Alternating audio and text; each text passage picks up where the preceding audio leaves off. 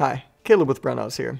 In today's quick tip, we're going to be talking about shooting with gloves on, and really just how to pick good shooting gloves in general.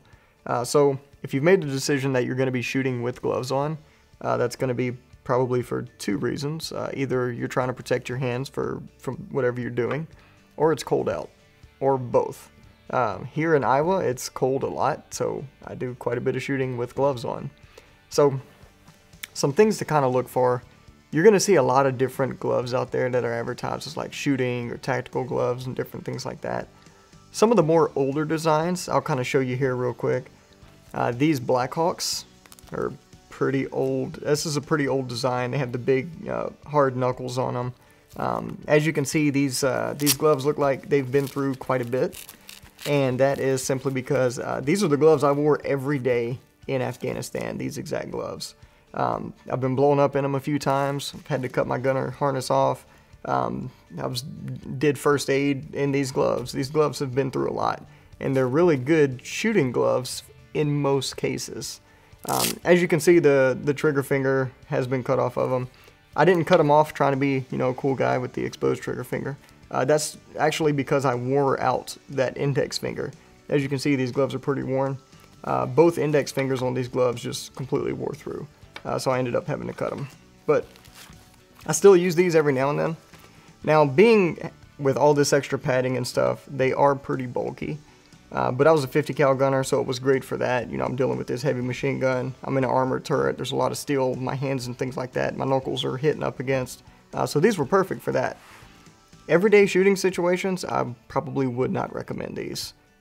Something I do recommend, and the shooting gloves I use today, are simply these Magpul gloves here. So these gloves, they have a little bit of padding on the knuckle, not a whole lot, but the thing I really like about them is that they fit really tight to my fingers. So I have all that, dexterity there. I don't have a lot of extra material that's dragging on stuff while I'm trying to draw from the holster, get in that trigger guard. I can still feel my trigger real nice. And they have these leather on the tip, so I can still use my cell phone and post my Instagram pictures, so that's a really cool feature there too.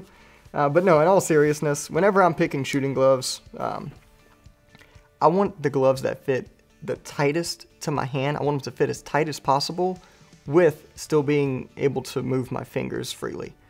So that's the biggest thing there.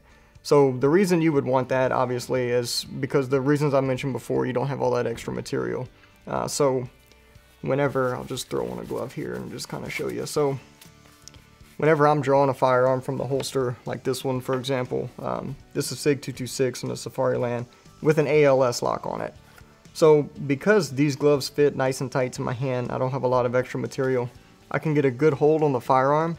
Nothing's getting, stuck or drug in the holster, and I can just hit that ALS button there, pull it from the holster nice and easy, and it almost feels like I'm not wearing gloves at all, honestly, once I grip the firearm. And that's what you want. That's what you're looking for.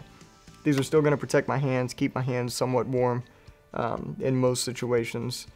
So these are really the way to go. And then, dealing with something like a rifle here, this one does have an enlarged trigger guard for, just more room for my finger itself here. And so, you can get in that trigger well area really easy and not have to worry about a whole lot. So something with these gloves here, before I did cut that trigger finger off, as you can see, these do have a lot of material. They have some pads on the lower knuckles as well, and those were pretty bulky to get inside of that trigger guard. But even with the mil-spec M4, I didn't have much issue doing it. So obviously, you don't want to use any big heavy leather like farm gloves or anything like that.